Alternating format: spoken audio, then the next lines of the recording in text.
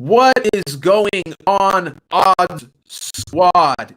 It's your boys on OddsHQ and Odds.com coming at you with the UFC 253 final picks and predictions. It is after the weigh-ins. We have fights in approximately 24 hours, less than 24 hours at this point.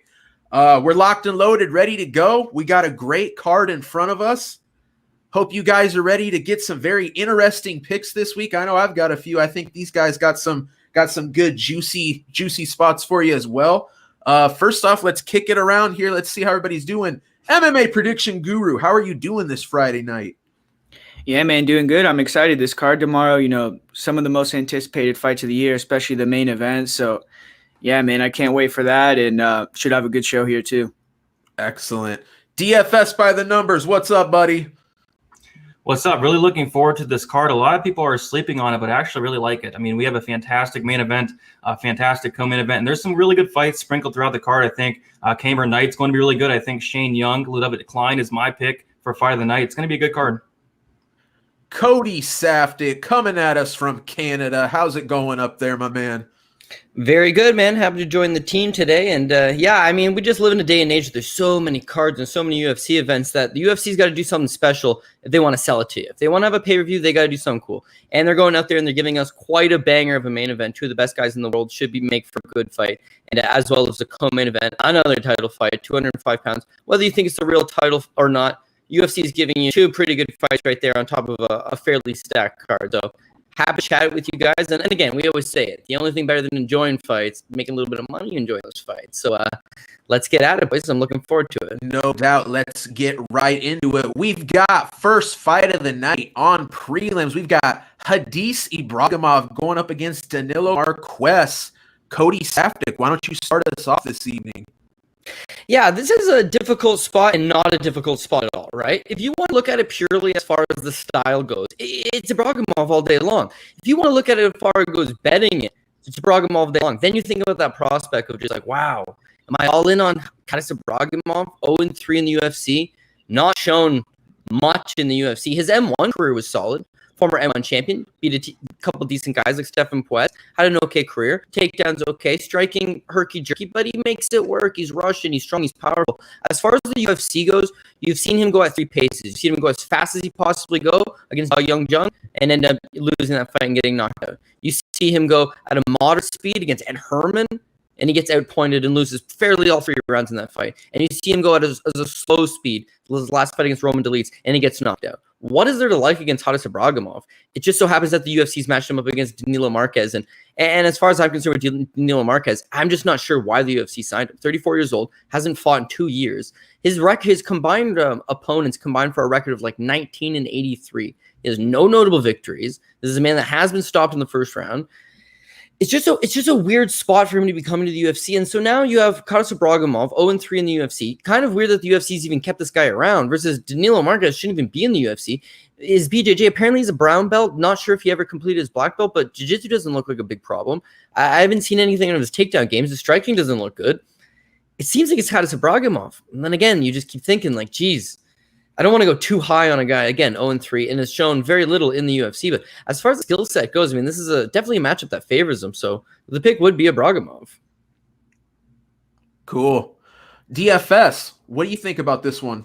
So it's not often we get the people's main event early in this card, but the people's main event, Hadis Ibrahimov versus Danilo Marquez, like the fight we're all been waiting for. But no, in all seriousness, why is this a fight on a pay-per-view card? I just don't understand. I don't understand why they're bringing in Marquez here. Just watching tape on him, his striking's really bad.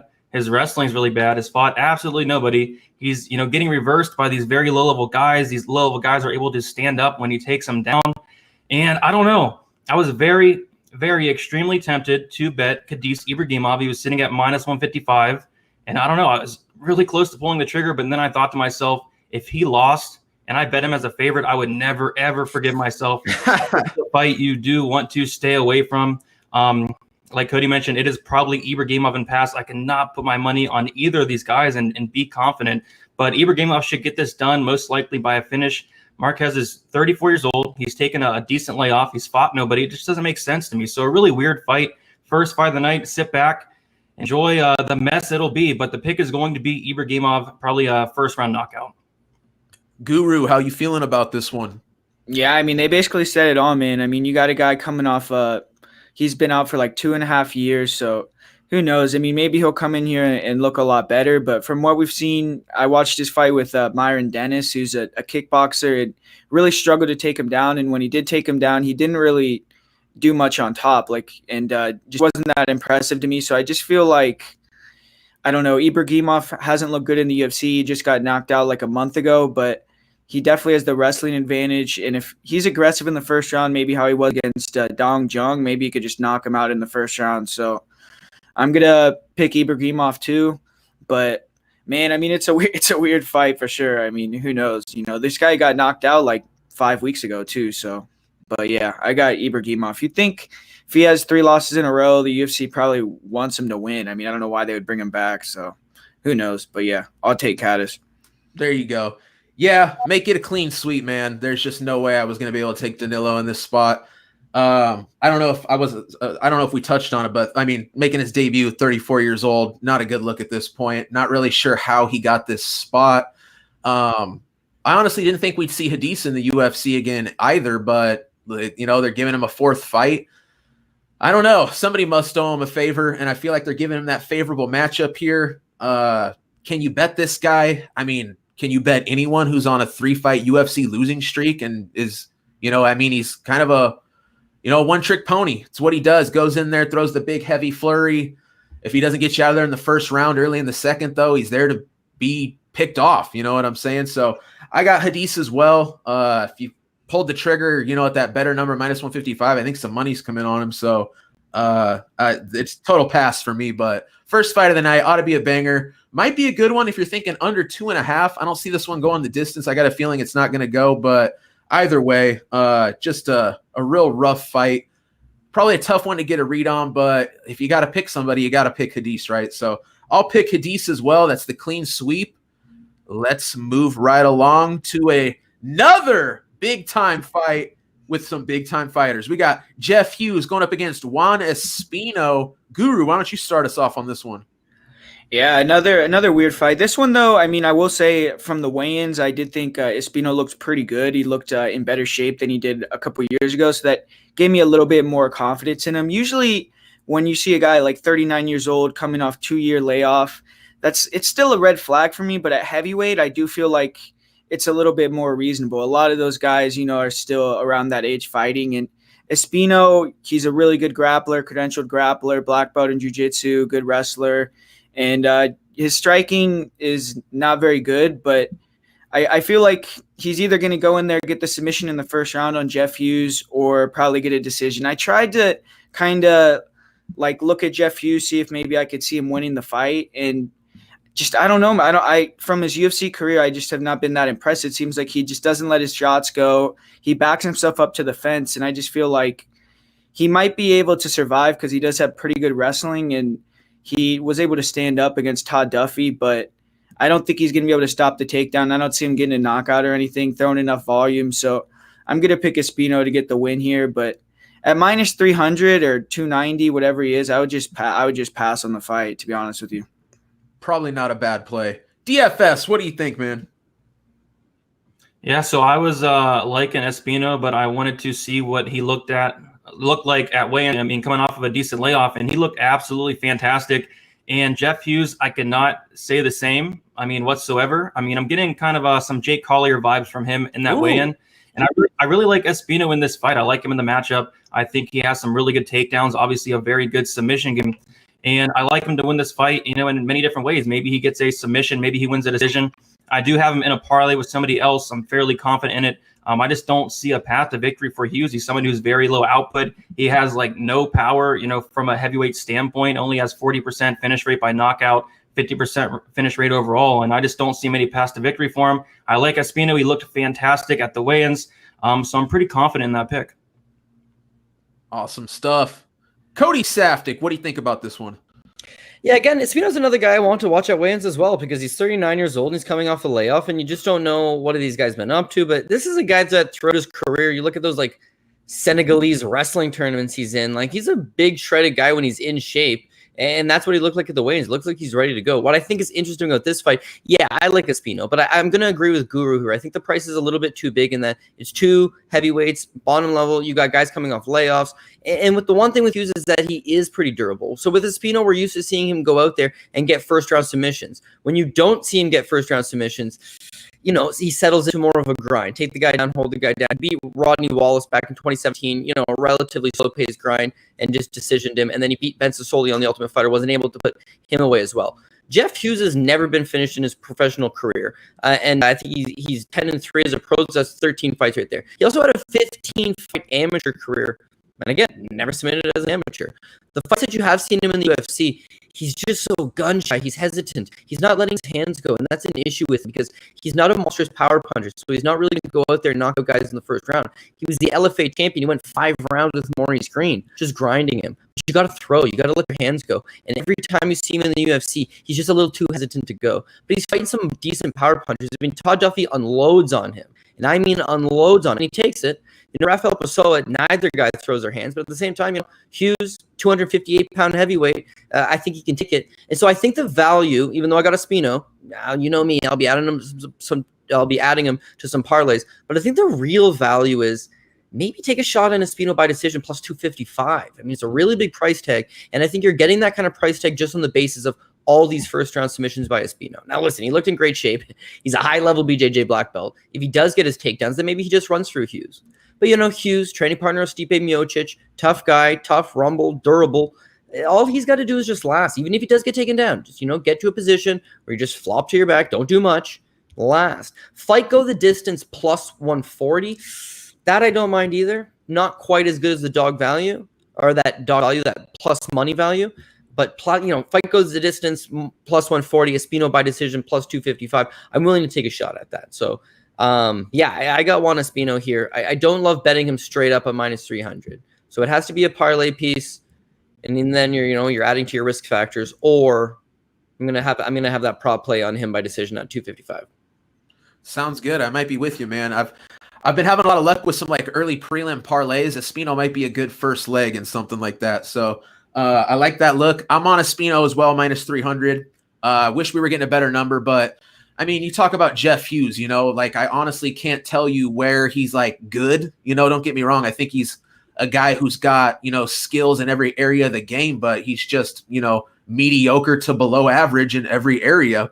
One thing that's definitely worth mentioning about Juan Espino, he is 39 years old, almost 40, which, we're talking heavyweights here. Not as big of a deal if it were, a smaller weight class, but also coming off of a 2-year USADA suspension, I believe it was. So, that's a lot of time off. He's going to be significantly older. That being said, you just look at this stylistic matchup. It's got to be Espino all day. It's one of those fights where I feel like it would be more Espino making a critical mistake and allowing Hughes to beat him more than it would be an improved Hughes showing up. I mean, one of the biggest things you can really say about Hughes is he trains with Stipe Miocic, okay? That's usually not a good sign when you're digging to find some nice qualities about someone. You have to mention their training partners. So I got Espino in this one. Feel pretty confident about it. I'm probably going to go with my man Cody here.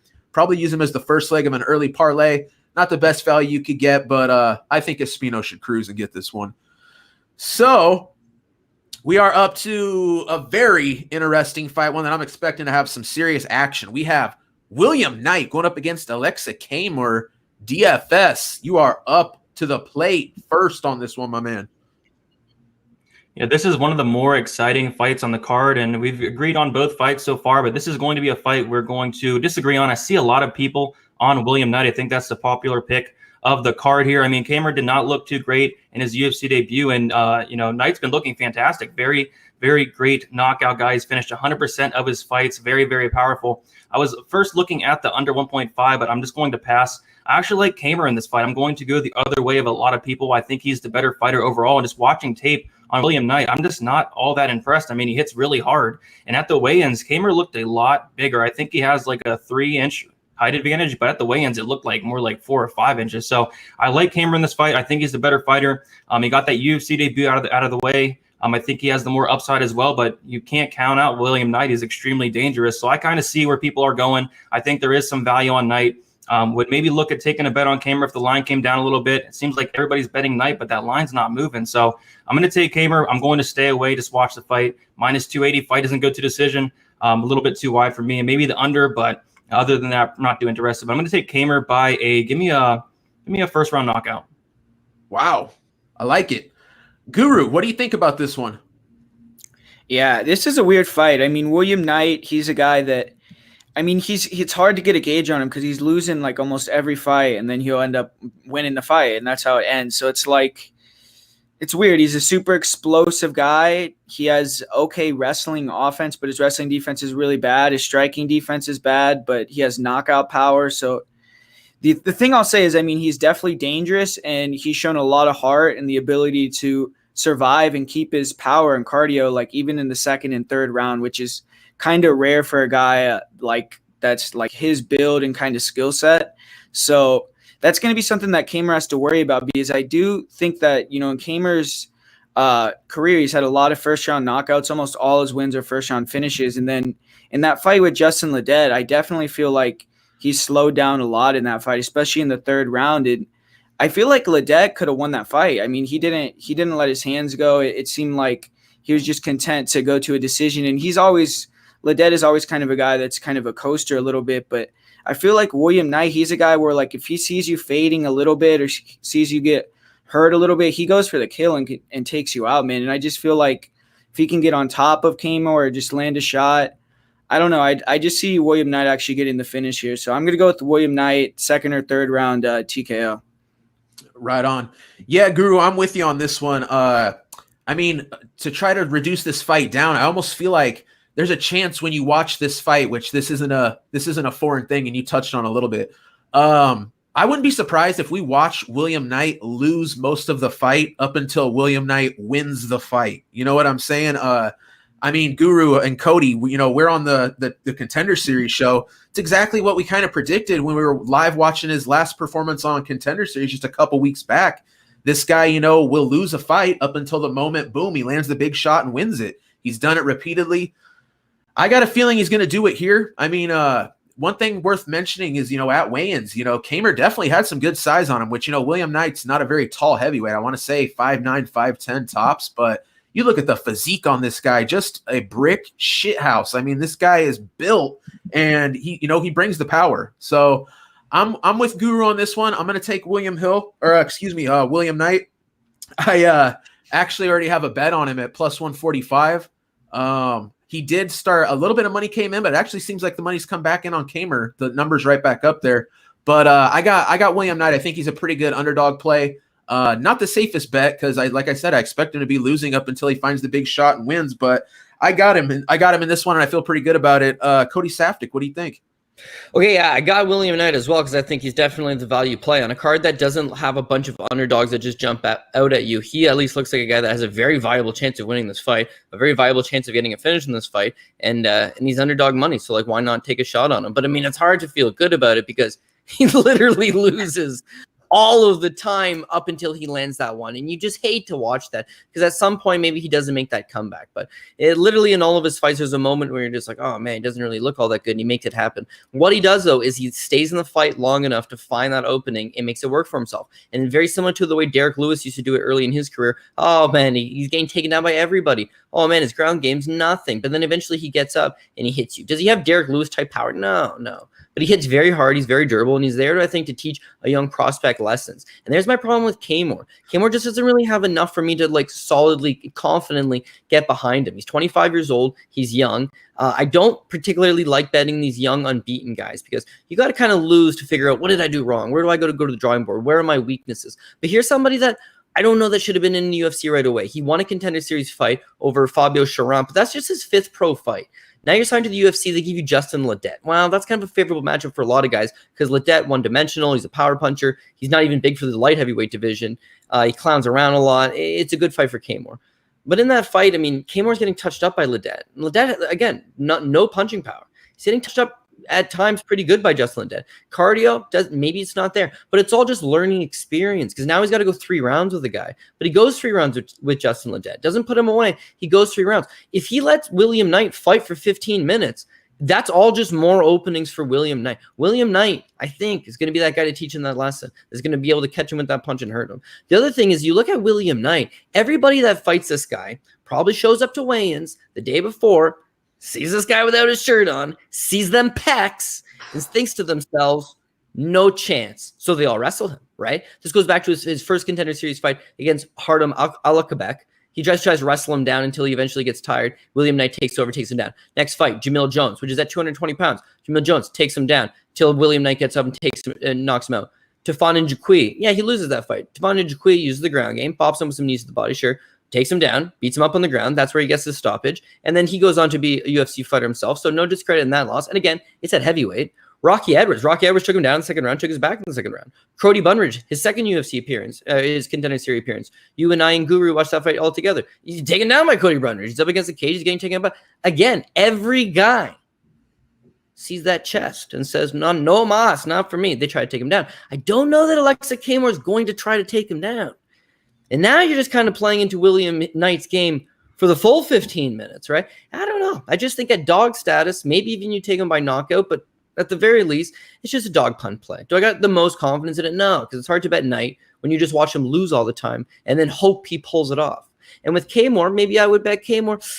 He's just too young. He's too green. Someone's going to teach him a lesson pretty soon. It just depends who's it's going to be, right? The UFC's got to bring this guy along slowly. And even though he's got a 3-inch height advantage, wow, this guy's way taller, 3-inch. He's only got a 1-inch reach advantage. The reach pretty comparable. So if Knight touches him the way Ledet touched him, it's going to do significantly a lot more damage.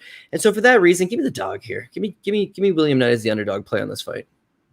There you go. A nice dog play for y'all. And man, hey, shout out to the chat. You guys got it popping off tonight. And holy cow, man, we're just getting started here. Over 500 people in the live stream. Thank you guys so much. If you're new to the channel, hit that subscribe button, turn on those notifications.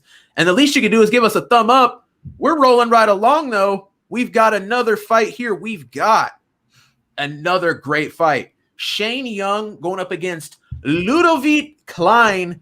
Cody, I think you're up first on this one. Yeah, so you know what? This one kind of caught me off guard. The fight gets announced, and it's Shane Young versus my boy, Nate Landwehr. And even though I bet Nate Landwehr over anybody, I don't like that matchup. You know, Young throws a lot of heat. He's way more of a crisp striker. Landwehr just leaves his chin way up in the air. If they're going to go to war, he's going to get clipped at some point. Landwehr bows out. I think he had COVID. I don't think it was his cornerman. I think he tested positive for COVID. And here comes Klein. Ludovit Klein looks like a good prospect. This is a guy that even though he's only 25 years old, he's already got like 18 pro fights to his record, 16-2. As far as fighting competition, you know, I mean, it's the Czech regional scene, but some not bad guys out there. It looks like this is a guy that really likes the kick game. He's got very good kicks. He's good. He's rangy. He's fast. He's athletic. I think he's going to be wily in his UFC debut. I think he's definitely that live pick against Shane Young. And rewatching against Shane Young, maybe he lacks a little bit of stinging power, but I love the volume out of this guy. Honestly, he comes, he brings it. He's going to throw over 100 significant strikes. Land over 100 significant strikes over the course of 3 rounds. Ludovit Klein's taking this fight at short notice. He's making his UFC debut. You know, maybe I would go with Shane Young. Then seeing all the money all of a sudden go towards Klein, it's got me thinking Cody's going to take a hard pass on this one. It's just hard to get a read on it. As much as I like Young and I like the narrative of Israel Adesanya is on the card and Kai Kara-France is on the card and Brad Riddell is on the card. And, oh, geez, we got another city kickboxing guy who's going to be in awesome shape. He looked fired up at the weigh-ins. He's doing the hockey. Everyone's fired up. It seems like this is a good spot for Shane Young. Seeing that money come in on Klein, I like Klein. There's just too much that I don't quite know there. So my official pick is going to be Shane Young. I got Shane Young winning in decision. Just think he's a little savvier, but that rangy kick game and the speed advantage, maybe it pulls through with Klein and Klein gets the decision. He's more of a finisher, but I can see him winning over the course of 15 as well. Again, close fight. I think now that Young's officially the underdog, the pick would definitely be Young. But as I would say, dog or pass on this one. Yeah, I feel you, man. Like, so when I put out my predictions earlier this week, man, I thought I was going to be really contrarian. I thought I was going to have a really slick dog pick for some people when I took Ludovit Klein. Man, this guy's the favorite at this point. It's just the craziest thing. I don't know if I've ever seen anything like it where so many people are willing to take the debutant against a pretty good level of competition. But, you know, I think maybe people are holding the 1.5-year layoff for Shane Young against him. One thing that's worth mentioning when I watch tape is I feel like Shane Young has a propensity to keep his hands a little bit low. Ludovit Klein really brings a really fast, quick head kick with a lot of power. I think he's won his last 2 fights by head kick. Don't get me wrong. That'd really be something to win 3 fights in a row, including a UFC debut by head kick. But I don't know, man. I watched the tape on this Ludovit kid. I feel like he's a pretty good prospect. I really like what I'm seeing. Some really crisp striking. Wish I could see some more. Of course, we need to see him in the octagon, see how he performs. I'm going to take Ludovit to win this one. Would have bet him if I could have got him at like that. Plus 175 this guy opened up at, but as the favorite, not so much. I'm going to stick with the pick, though. I'm going to pick Ludovit, but at this point, man, I totally missed the boat. Not going to bet on him. If I could have got him at some plus money, would have done it, but too late now for a fight that I think is going to be close. Really liked the way Shane Young came in at weigh-ins today. He didn't necessarily look the best on the scale, but really fired it back up with that Maori energy. I can't remember what they call that thing, that thing he did, but it's cool. I love it when they do that either way. DFS, what do you think about this one? So this is probably my pick for fight of the night. It's between this and the main event, but I really like Klein in this matchup. It just sucks because Klein, Young, and Kamer and Knight were the 2 fights that I finished taping last. So I did get, not the greatest line on Klein as everybody else that I got plus 105. Still some underdog odds there, but I would have liked to get it at plus 130, plus 150. But I still like him to win this matchup. Just watching tape on Shane Young, he is there to be hit. He's very tough. I'll give him that, but he does not play defense. He leaves his hands down. He tends to slow down in fights, and I've seen him head kicked more than once. And if you get head kicked against Ludovit Klein, you're getting knocked out. This kid has a nasty, nasty head kick. His hands are very good as well. I was just really overwhelmed with what I've seen from Klein on tape. Like, he looks really legit here. And of course, it is his UFC debut. Young is a very tough guy, but plus 105 for Klein, I'm liking that quite a bit. Now Klein is like minus 120, minus 115. It is a little bit worrisome because it seems like 90, 80% people are on Klein here. I don't see anybody really on Young. I mean, Cody's on Young and some other people are, but I think the majority of people are on Klein. And I can see why, but I like Klein here. I think he gets a knockout, but this is going to be a very, very good fight. There you go. Guru, hit us with something on this one. Yeah, man. I mean, I'm actually on the Klein train too. I bet him at plus 125. So I got a pretty decent number on that fight. And yeah, I mean, I just agree with what DFS said about Shane Young being very hittable, but I am a little bit worried about Klein. He came in weighing 150 pounds, and true. Shane Young is a guy that he does throw a lot of output, and he has a really good chin and really good cardio. So if it gets into the later rounds, and I do believe that Klein's finished 15 of his 16 wins as well. So if it gets in the 3rd round and Shane Young is pouring on the pressure or gets a takedown or something, maybe will be a little bit worried. But I just feel like early on, especially in the 1st round, I think Klein is going to be way better on the feet, way faster, a lot crisper. And Shane Young is kind of tricky, but I don't think he's the same athlete, and he just doesn't have the same firepower either. I don't think he hits as hard as Klein. So I just feel like I like the underdog price with Klein. I feel like he can grapple a little bit too. I've seen him get some takedowns, control on top. So I think that Klein will get the win here. But like I said, him coming in at 150 does have me, a little bit more nervous about it. Definitely. Can I add something real quick on that as well? Yeah. This probably could be a good fight for a live betting opportunity because, I think we all agree that Klein's gonna have a speed advantage. He's got those nasty kicks, and Shane Young's hittable, and Shane Young 1st round. But we got to factor in one is that Klein fights a lot of 155 pounds. So him taking a fight at short notice was always going to be difficult. Him taking a fight at short notice at 145, difficult. And as Guru mentioned, he misses weight. And then we talk about Shane Young so hittable and this head kick and that head kick. Shane Young's never been knocked out. He's got 4 pro losses, all of them by decision. He's fought tough guys. He's been hit, but he's never been knocked out. So if Klein doesn't, if you are looking to bet Shane Young, you give it the 1st round. Klein eats him up in the 1st round, and then the 2nd and the 3rd round, that's when you're hoping that Young just keeps pouring it on because he is tough, he's durable, and he's just got to keep bringing it. And we've seen young prospects under the bright lights, and this kid's doing it on short notice as well, with a bad weight cut. Maybe it falls apart for him. You never know. But I'm actually going to look at this one as a live betting opportunity because, as I said, dog or pass, maybe you pass. But if you are going to bet Shane Young, you can get a way better price if you let him just lose the 1st round. See how he looks, see how the speed advantage is. But once he dumps that 1st round, you're going to get a good price tag on him and see if he's able to maybe fight his way back into it. So I'm going to have a look at that. Great stuff, Cody. Always good when we can potentially snipe a good live betting spot. And I think you got a great point there, my man. All right, let's keep on rolling. Man, first off, though, we just got to touch on it again. I don't know what we're doing special tonight. UFC 53 must be going off. We got 650 people in here. Thank you guys so much for watching. Do us a favor, hit that thumbs up before we roll on to this next fight. Oh, boy, here it is. Diego Sanchez versus Jake Matthews. Guru, I think you're up on this one. Yeah, DFS was saying that Kadis Ibrahimov is the people's main event, but man, this is the main event. This is the main event for me. But man, I don't know. This is a weird fight. Like, it's like with the line, they're just trying to like screw you, man. Minus 750 or 650 for Jake Matthews. I mean, I could never trust that, even though Diego, it's like, I don't know. He's like has the Josh Fabia in his corner, Stefan Bonner, and it's like, who knows what's going on with that. But I mean, Diego is still durable. Like, I guess, I mean, he was able to survive with prayer, even though he's been knocked out in some other fights and things like that. But I mean, I do feel like Jake Matthews is better on the feet. He's going to have a big size advantage. And I mean, he probably will be able to even take him down if he wants to, but I think he should just try to keep it on the feet and knock him out. I mean, I do feel like, I mean, if it gets to the third round and Jake Matthews is tired and Diego gets on top of him, I mean, stranger things have happened. Every fight with Diego seems like it's a weird fight. So that's the truth. I mean, I would never lay minus 675 or whatever it is right now on Jake Matthews, but I mean, I can't even bet on Diego either. I just feel like I'm just gonna watch it and see what happens, man. But yeah, maybe we'll get to see Diego versus Conor next. Oh my goodness. Let's not even get into that. Holy Dana's cow. going to lose his promoter's license if they do that. Oh man, no kidding. And honestly, he would deserve to. That's bad. DFS, let us know. What do you think on this one, man? Yeah, just a weird fight. I really do think Diego Sanchez should just probably hang him up at this point. Like, it's really sad to watch him in the octagon nowadays. He looked awful against Michel Pereira. Of course, he won that fight. But with an illegal knee, and that's probably how he's going to have to win this one, whether it's like an illegal knee, some kind of eye poke, something was weird going to have to happen for Diego Sanchez to win this fight. I think Matthews is better every single aspect, maybe besides cardio at this point in their career.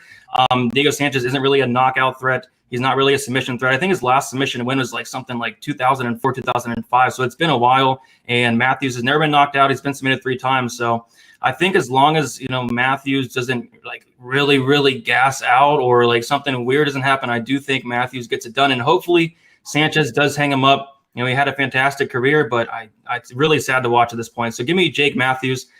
I'm going to give Sanchez the benefit of the doubt. I think it's going to go to decision. I think it's going to be like a 30-26, 30-25 decision for Jake Matthews. All right. Cody Safdie, tell us why the dog play on Diego Sanchez is the move this week.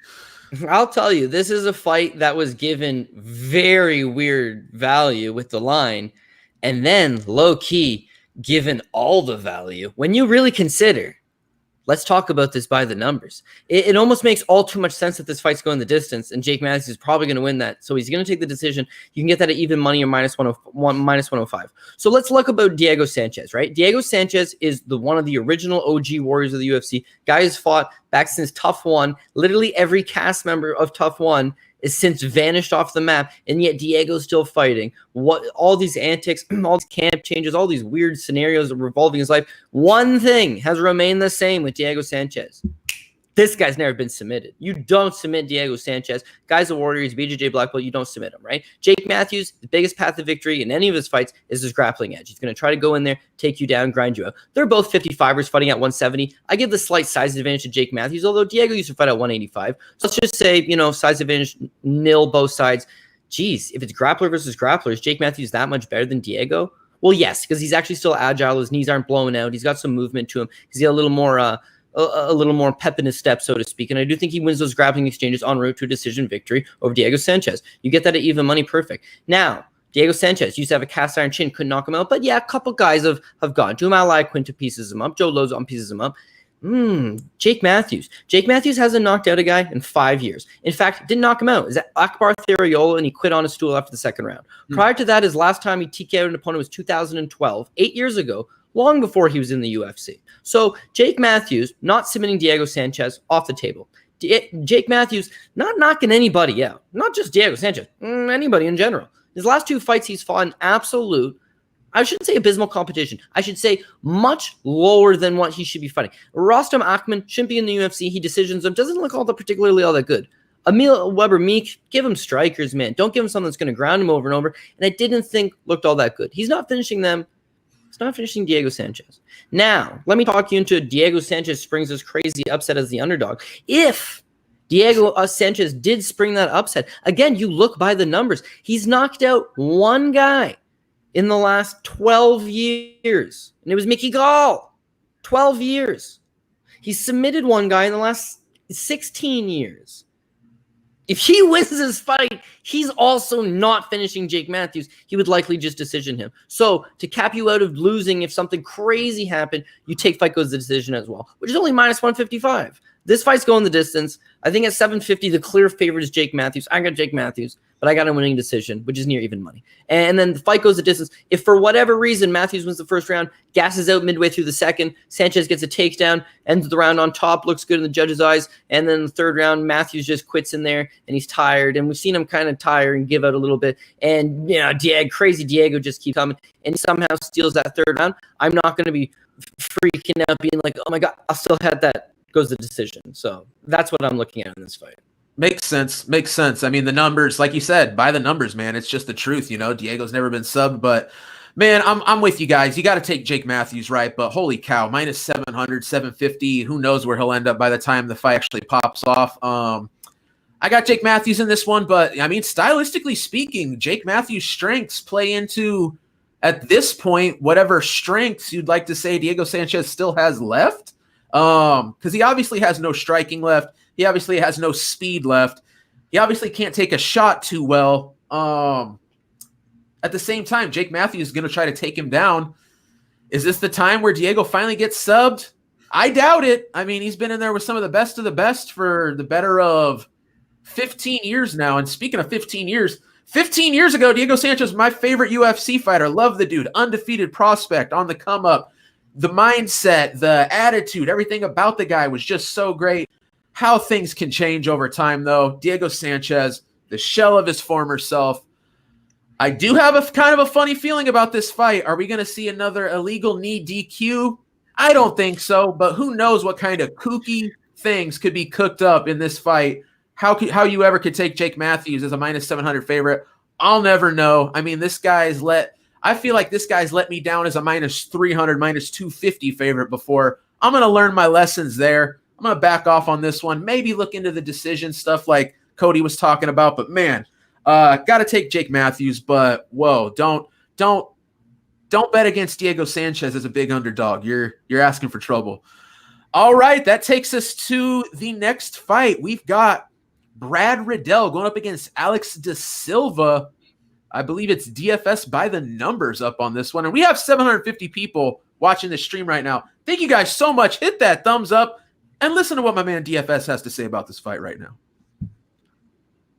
750. Yeah. My goodness. That's anyway, like Brad Riddell is someone who I've been really impressed with. The only problem is he's been taken down like 10 times. Of course, that was against better wrestlers than De Silva. Watching tape on De Silva, I think he came into the UFC 20-0, 19-0, something crazy like that. And I was really curious, and then I went back and looked at some of the people he's been beating, and there's some really questionable competition on his record. I think he was fed a lot of really questionable guys. So I think that record's really inflated there, but I think the better fighter overall is Riddell. It just seems like kind of a really sketchy fight, because what if De Silva does get Riddell down and holds him down? I don't know, De Silva 95% finish rate, Riddell 63% finish rate. But from what I've seen from Riddell, he has a really, really good get-up game. And when it's on the feet, it's going to be Riddell all day. The way better striker, and it's really not even close. And I think that's where the fight's going to play out most of the time. So I'm going to pick Riddell here. I just don't know how I'm going to bet him, or if I'm going to even bet him. Minus 340 is really wide. So I don't think I'm going to have it in a parlay, but I'm kind of interested in the KO prop at plus 155. De Silva has never been knocked out, but of course, like I mentioned, has been fighting the best competition, and he does tend to slow down. So plus 155, someone with Riddell who does hit pretty hard, 63% of his wins by knockout. That plus 155 does not look bad. Plus 130 inside the distance doesn't look bad as well for a guy that's minus 340. So that's what I'm looking at. But I'm going to take Brad Riddell to get a third-round knockout. I think he's the much better fighter, and unless Silva's able to get him down or something, I think he should get this done. Cody Saftik, what do you think about this one? Yeah, you know what? I was kind of thinking the other way in terms of the prop. Like, I think Brad Riddell gets the job done. I'm leaning more towards he gets the job done via decision. I think largely that's because it's hard to get these finishes when you got someone who's just clinging on to you and trying to take you down and grapple the whole time. Brad Riddell is a world-class kickboxer. If you want to kickbox him for a prolonged period of time, maybe he takes you out. But with Aleksa Silva, he's almost got like an Alan Patrick feel to him where he just wants to get in there. He wants to take you down. He wants to grind you up. In his UFC debut against Alexander Yakovlev, I thought in the first round, geez, man. And Yakovlev is a big lightweight, mind you. He's taking him down. He's getting him against the cage. He's getting him in the spots that he wants. But whether it's the guillotine choke in the second round, it's the short notice nature of the fight, it's Yakovlev being that big lightweight and riding and grinding on him, I don't know. But he does gas out in the second round, gives up the choke rather easily. You see him come back from that against Kazulu Vargas. This is a match made in heaven for his style. He's going to complete the takedowns on Vargas. Vargas is not likely going to get up and give him any type of issues. So you got Aleksa Silva grinding up that decision, and sure enough, he's able to go do that. Brad Riddell, to me, very much looks like, again, a world-class kickboxing champion, a very good striker who's just still figuring out those transitions into MMA. And like everybody at City Kickboxing, you look at Israel Adesanya, former kickboxing champion. Look at Brad Riddell, former kickboxing champion. You look at Dan Hooker, he's a rangy kickboxing specialist. You look at Kai Car-France, who we're going to talk about in a little bit, and he prides himself on his striking. You look at a lot of the guys that have come from that system are these great kickboxing champions, great kickboxers. Now they got to figure out the takedown defense. To a lesser extent, submissions. Honestly, screw submissions. Just work on your takedown defense, keep the fight standing, and then that's your wheelhouse. And I honestly think that Brad Riddell's really young in his MMA career still, but he's putting those pieces together. So now the UFC does the guy absolutely, they do him a favor in his UFC debut against Jamie Mullarkey. Jamie Mullarkey's a tough customer, good boxer, has superior hands than Brad Riddell, but doesn't have the whole, everything else that comes in the kickboxer's arsenal. And it's a good fight. It's a great fight, actually. It's a close enough fight, but Brad Riddell gets it. The UFC does him no favors in that second outing against Magomed Mustafayev, who's just unbelievably strong, combat sambo specialist, good with his takedowns. Him completing all those takedowns on Brad Riddell, that's not as worrisome for me because I don't think Aleksa Silva can push that type of pace. I don't think Aleksa Silva has that kind of takedown game. And I don't think even if he manages to secure those takedowns, Riddell never really lets himself fully get taken down. He's popping back up. He's working back up to his knees. He's getting back up to his feet, and then he's piecing you up. And I think that's going to be the difference. I think those exchanges that he has on his feet, he's going to be piecing him up. De Silva is going to be putting him up against the cage, trying to slow the pace down. De Silva might get a takedown or two. Riddell's going to get up. Riddell's going to land a few more good strikes. That's going to be the round. Riddell's going to be given the round. Riddell's going to get the victory. Now, Riddell is a kickboxing champion. He's got that striking accolade. He could get the knockout, no doubt. But his last 3 fights have all been by decision. That includes 3 fights ago against a 5-8 opponent. The Jamie Mullarkey fight, again, close. They land a lot of significant strikes on each other. And he doesn't put Mullarkey down. Hurts Mullarkey, but doesn't put Mullarkey down. And then, of course, the Magomed Mustafayev fight. Mustafayev is just in close range the whole time, trying to grind on him. It doesn't lead to a decision. A finish. It leads to 15 minutes in there. So that's kind of the feel I got here. I think Riddell's going to piece him up in those striking exchanges, fend off the takedowns. If he does get taken down, he'll work his way back up. But if en route to a decision. Now, fight goes the distance is like plus 120. Brad Riddell to win a decision, plus 175. So it's plus money both sides. And again, I would love to just pick Riddell straight up. I'm going to obviously sprinkle him on, a couple parlays here and there. But the line's not good. It's not a very good line. And minus 300 is just too much to take against a guy that's just looking to out-grapple you. And that's a very plausible path to victory for Aleksa Silva. So the minus 300 is kind of like a red flag, get away from it. But then those 2 prop plays that both have plus money, fight goes the distance, or Riddell at by decision at plus 175. And those are what I'm having my looks at. Awesome. Guru, how do you feel about this one? Yeah, it's weird. It's like Cody was saying. In the UFC, Aleksa Silva, like all of his game plan is just to take you down. But if you go back and you watch his fights before the UFC, he's like a Muay Thai guy. He's not trying to take anyone down. He has a lot of knockouts. Like he has a really nice left kick. I think he has like 13 knockouts. So like it's weird. Yeah, when he came to the UFC, like when he fought his 2 UFC fights, he just became like a grappler. But I don't know. I don't think that his wrestling is really that good. And I see like defensive wrestling, he'll always just flop to his back, which that doesn't really matter in this fight. But, I don't know. I think that on the feet at range, I think Riddell is going to have a big advantage. I feel like he was piecing up Magomed Mustafayev at range really good. And I feel like Mustafayev is a little bit better of a striker than De Silva. And I think Mustafayev is a better grappler as well. He's a little bit bigger. And I think Riddell, he did pretty good in those grappling exchanges with Mustafayev. I mean, he got taken down. He got controlled against the cage, but he was able to reverse, get on top. I think he got a couple of takedowns himself. So I actually think he has better wrestling than De Silva, and he's a little bit thicker and a bigger of a guy. So I don't think De Silva is going to be able to just control him and take him down or submit him or anything like that. It's possible. And I do feel like De Silva, he gets a lot of his submissions off his back if you look at his career. So he's not really a guy that has a lot of like top submissions. Even against Rodrigo Vargas, it was a decision in that fight. And Vargas isn't really like a grappler either. So I'm going to go with Brad Riddell. I think he'll probably be able to get a late finish in this fight. So that's how I see it going down. Well, I tell you what, my time has come. It's time to be Mr. Contrarian for sure. I'm going to take Alex De Silva in this one, but let me tell you guys why. So I don't disagree with anything you guys said at all. I mean, Brad Riddell, I think he probably should be the favored guy here. Absolutely should win this fight in the striking department. Extensive kickboxing experience. Did very well in his last fight. I actually picked Magomed Mustafayev against Brad Riddell in his last fight. Didn't work. Brad Riddell went out there, looked really good. Landed a big shot on Mustafayev about 60 seconds into the first round. And honestly, I'm not sure if Mustafayev ever really fully recovered. Riddell almost finished him off that shot. But what I'm getting at is, man, Brad Riddell looked really good. Even had some takedowns of his own. Seems to be evolving into a very complete MMA fighter. City Kickboxing, one of the best gyms you could be at. But I was impressed. Brad Riddell, I think this guy really does have the skills to pay the bills and is going to be a successful fighter in the UFC. But there's one thing, you guys, when I watch tape, that Magomed Mustafayev fight, Brad Riddell, I felt like in the scrambles, in the work up to his feet, was constantly giving up his back. Magomed never really once capitalized it, never took that shot, never put any hooks in. I have a sneaking suspicion Alex De Silva is going to be able to find Brad Riddell's back. Now, I don't know if that necessarily means he's going to be able to find the RNC, the rear naked choke. He hasn't really had a lot of submissions as of late. You look earlier in his career, which, don't get me wrong, he has definitely fought some cans and some bums. Definitely a padded record, but he did have a point where he did have three rear naked chokes in a row. So I think that this fight could play out. If it plays out on the feet, I absolutely expect Brad Riddell could win. But, De Silva does have some knockout wins. Maybe he finds the lucky shot. That's not what I'm banking on, though.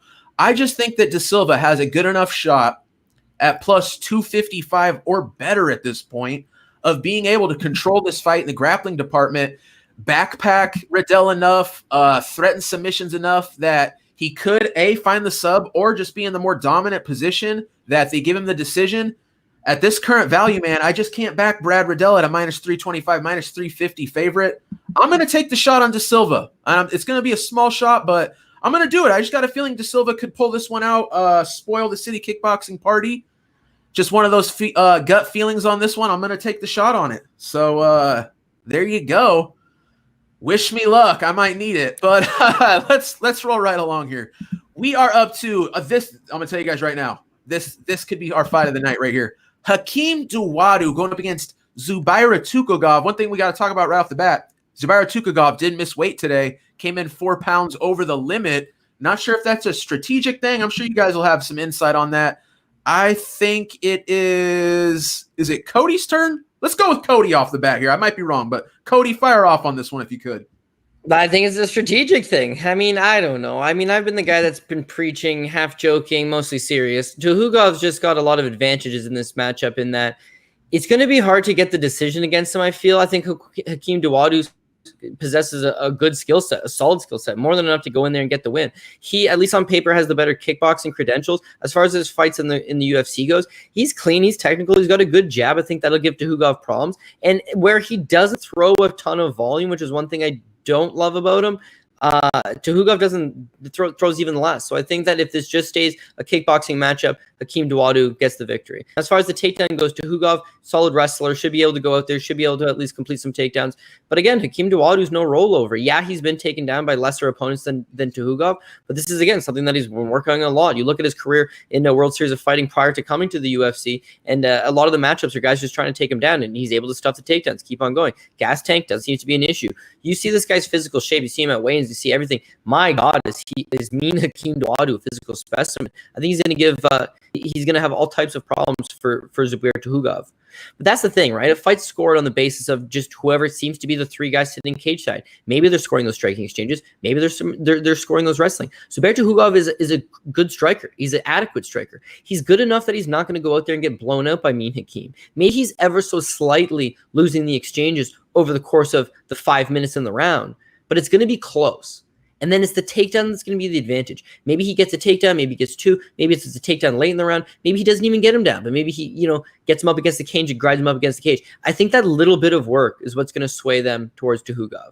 Now, Tukhugov's not a star in America, and he's not a star probably in most places where you would go, but in the Middle East and in Russia, Zubaira Tukhugov is a star. I mean, he's a main friend and training partner of Islam Makhachev. He's a main friend and training partner of Khabib Nurmagomedov. Him jumping over the cage and sucker punching Conor McGregor in the side of the head made national news. He says he does it to defend Islam and Conor disrespecting Allah. And it all resonates.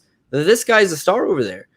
Now, as far as his fighting style goes, there's a lot to like about him, but he tires a little bit. Now, mind you, he gets a 2-year suspension by USADA. And then Uncle Dana gives him a 1-year suspension for punching Conor lopside the head.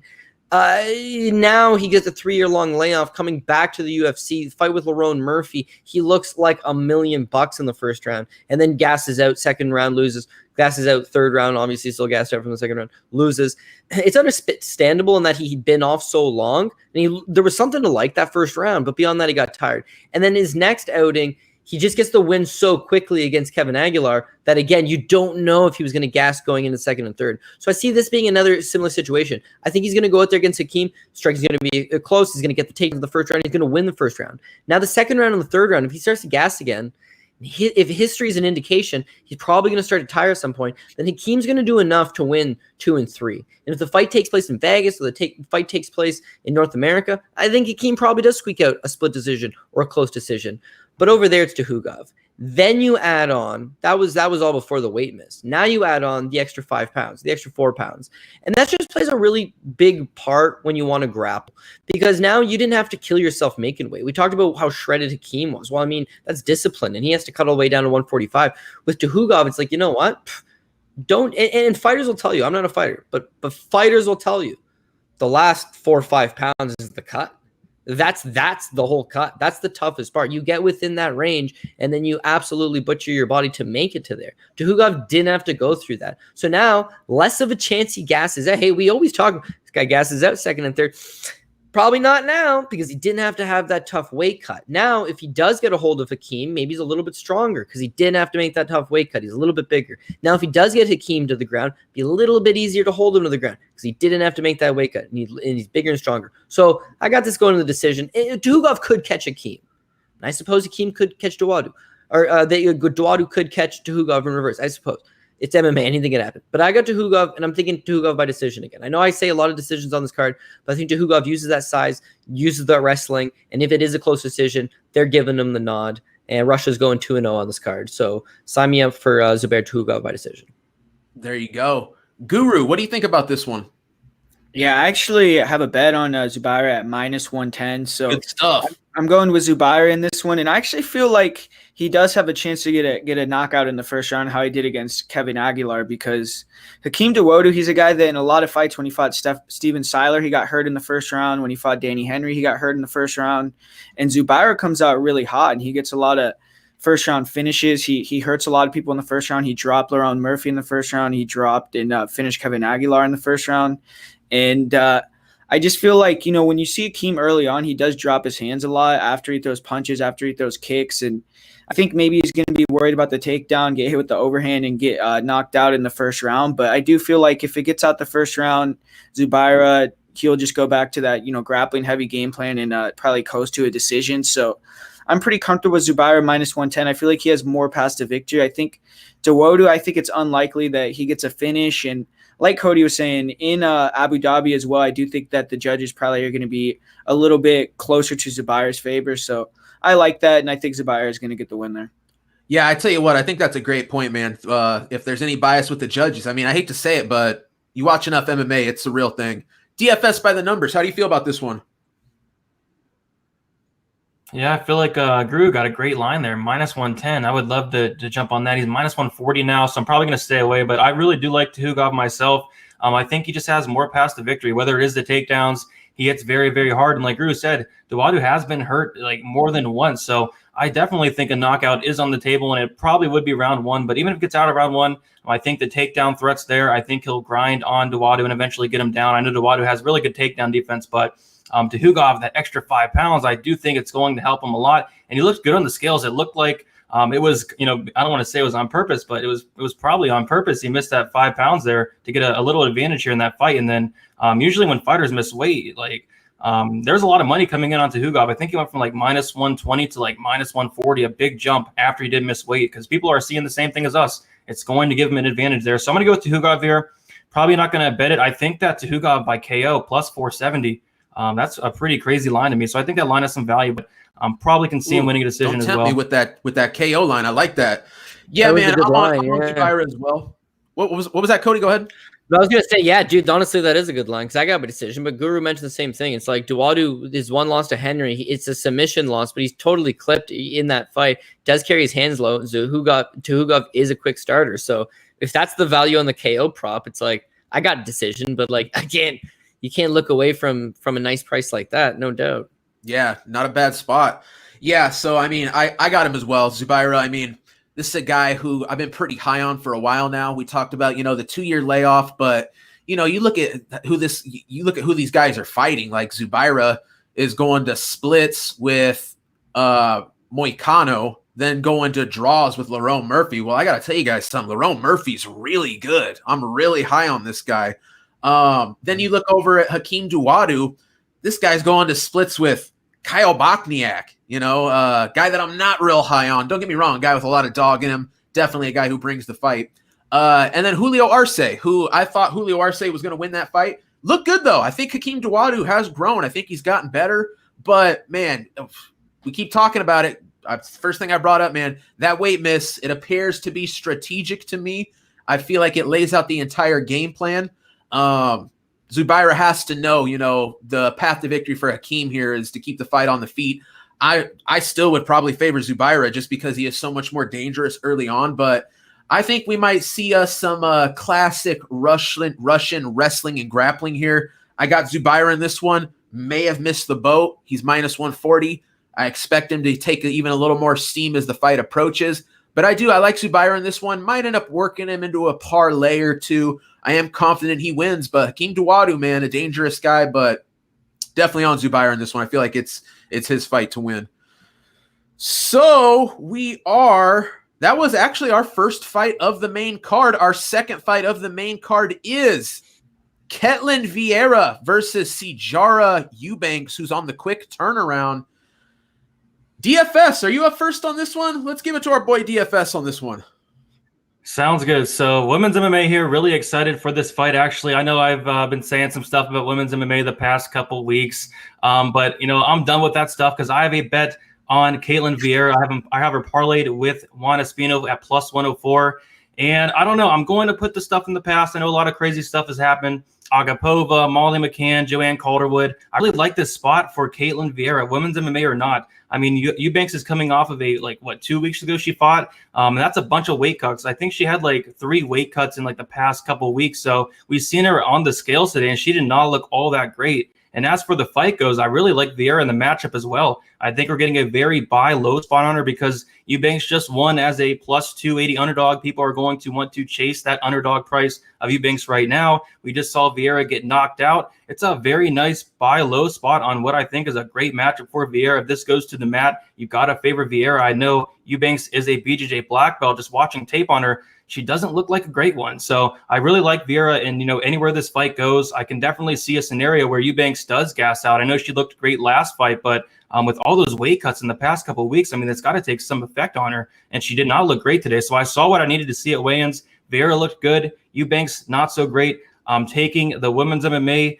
for the win here in Ketlen Viera. There you go, man. Our boy is on Ketlen Viera. I don't really blame him. Guru, what do you think about this one?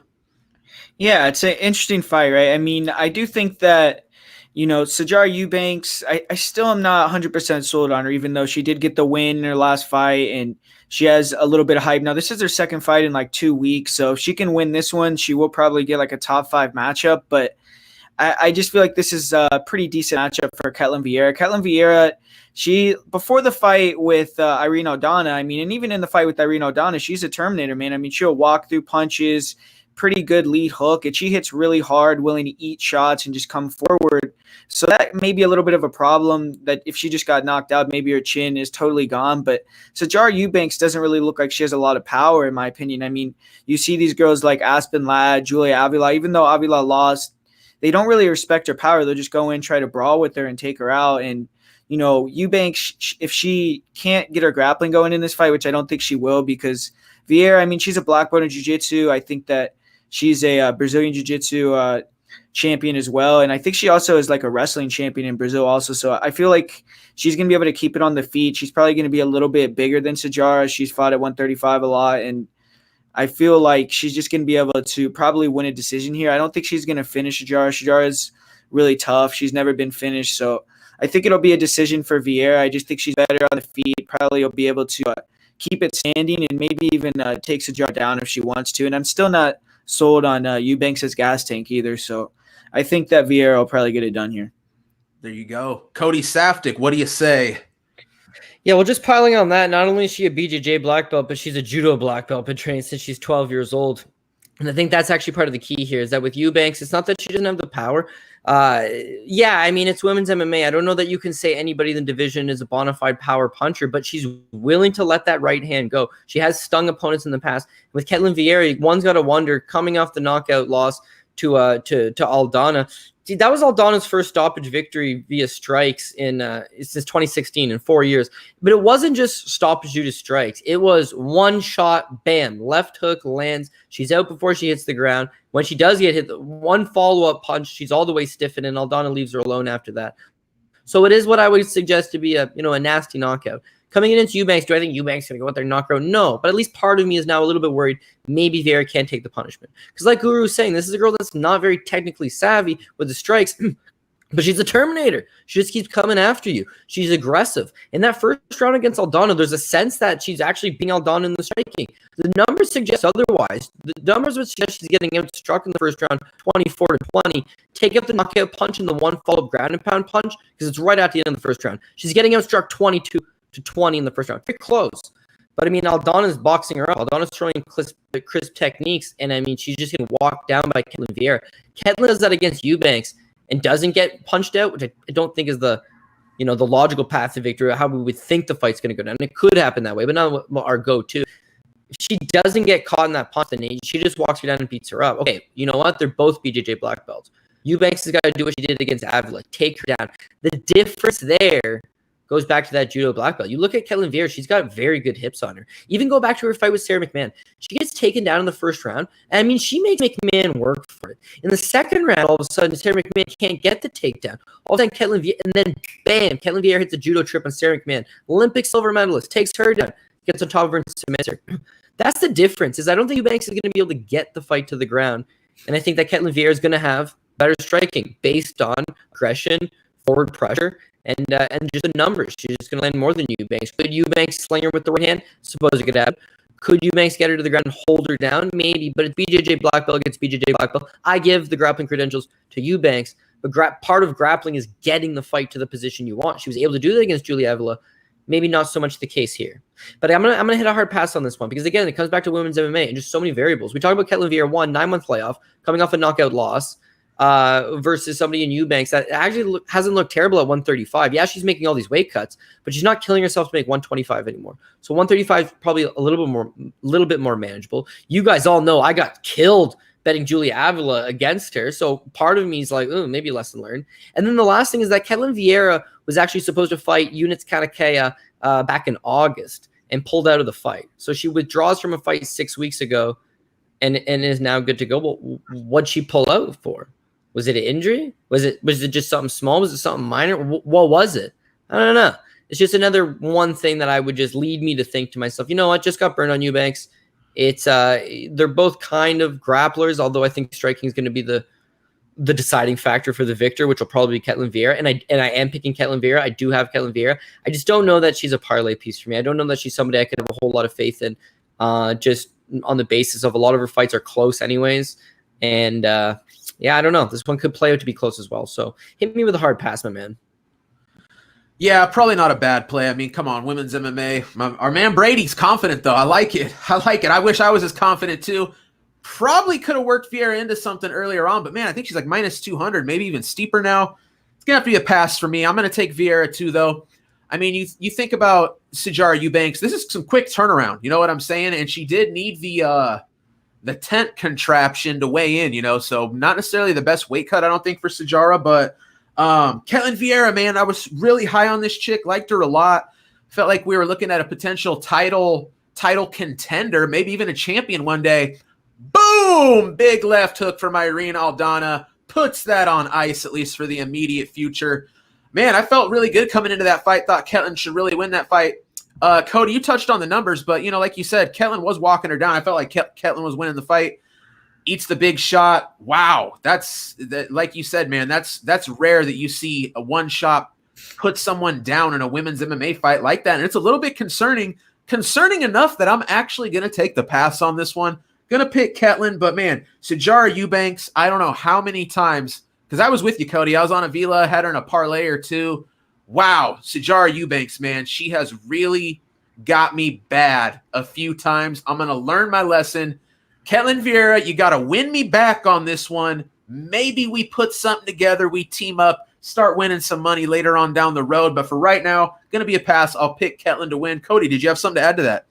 Yeah, last thing I just want to add on that is that a lot of the times when we break down Eubanks, we also talk about her having cardio issues and, she gasses a little bit and can't go hard in the 3 rounds, but she's never been finished in her career. Then when you look at Ketlen Viera, she has gas out problems.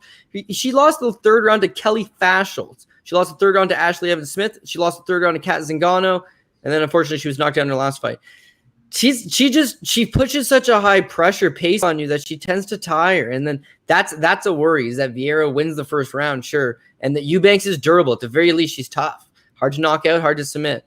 Now you get a tired Viera in 2nd round and 3rd round. Well, maybe all of a sudden that grappling is not as good as we thought. Maybe all of a sudden that striking defense not as good as we thought. Then it gets increasingly dicey. So anyways, you said hit the hard pass as well. So I think we're on the same page. But this could be a fun fight to watch. UFC's kind of screwing you a little bit, making you pay for this on the pay-per-view because let's face it, they were giving you Eubanks for free 2 weeks ago, and Ketlen Viera has been on the shelf for 9 months, coming off a knockout loss. Why is it on a pay-per-view main card? I don't know, but it will be a fun fight. I think you'll get your entertainment value out of it. I'm with you. I think it should be. For a chick fight, I think this one's going to have some decent action in it. Okay, we are... All right, another interesting one. Kai Kara France versus Brandon Royval. Guru? Let's go Guru.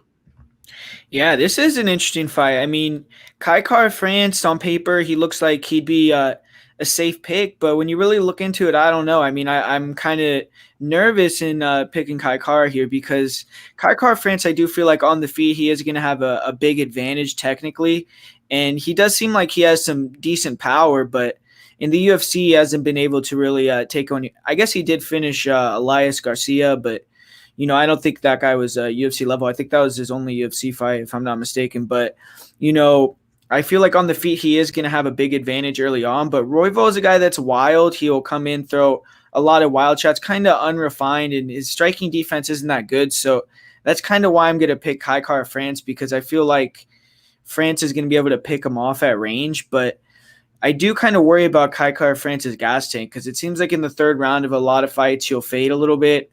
And Brandon Royval is a guy that has really good cardio. He keeps coming forward, keeps going, and he has really good submission grappling. So his takedowns and his wrestling isn't really there. So I'm not sure if he's going to be able to take down Kai Kara France. But if it gets in the 3rd round and Kara France is tired and he can jump on his back or somehow get him to the ground, then he's going to be definitely live for a submission. So I feel like the value is on Brandon Royval if you want to, in terms of if you want to make a bet. I also think he's the more dangerous fighter, and he's going to be a lot bigger in there. I mean, I think 4 or 5 inches taller, he's going to have a reach advantage. So he has some things that'll help him, but I just feel like Kai Kara will be able to just outstrike him, keep the range, keep the distance, and win a fight on the feet. He might get taken down a time or two and get up, but I feel like Kara France, his experience, everything as well, will get him through that, and he'll get the win there. Well, I tell you what, man, I agree with basically everything you're saying. I think Kai Kara should have the striking advantage here coming out of City Kickboxing. At the same time, though, maybe not quite as big a gap in skill as I think a lot of people are anticipating. This is a line that I feel like is out of whack enough for me to go ahead and make that play. I'm gonna bet on the plus 200 Brandon Royval. I'm willing to take this shot on this dog. Like you talked about, Guru, man, he's got a significant size advantage, which we really saw today at weigh-ins. Even just on paper, I was looking at the size advantage Royval was going to have, and I was like, wow, he's going to be far bigger. Yeah, they weren't off on those measurements. He really is the bigger dude. I think he's going to be able to muscle his way around. Kai Kara, not the biggest of flyweights. I think Royval has a good shot at catching this sub, or just being able to control the position of the fight due to size and strength. I actually wouldn't be surprised if he did have some success in the striking department. I mean, we saw Kai Kara lose to Brandon Moreno in what was almost exclusively a kickboxing bout. And, I don't think a lot of people expected that. I think we might be getting a little too ahead of ourselves here with Kai Kara. I think he might be taking a little bit of shine from the City Kickboxing guys. I mean, don't get me wrong, City Kickboxing, absolutely phenomenal in 2019. They did not lose one fight in 2019 except for that Kai Kara France fight that he lost to Brandon Moreno. Plus 200 Brandon Royval. I feel like the sub is live. I feel like he could even win a decision. I'm on Brandon Royval. This one, I feel good about it. I'm definitely going to have a play on the plus 200 Brandon Royval. Cody Saftik, what do you feel about this one?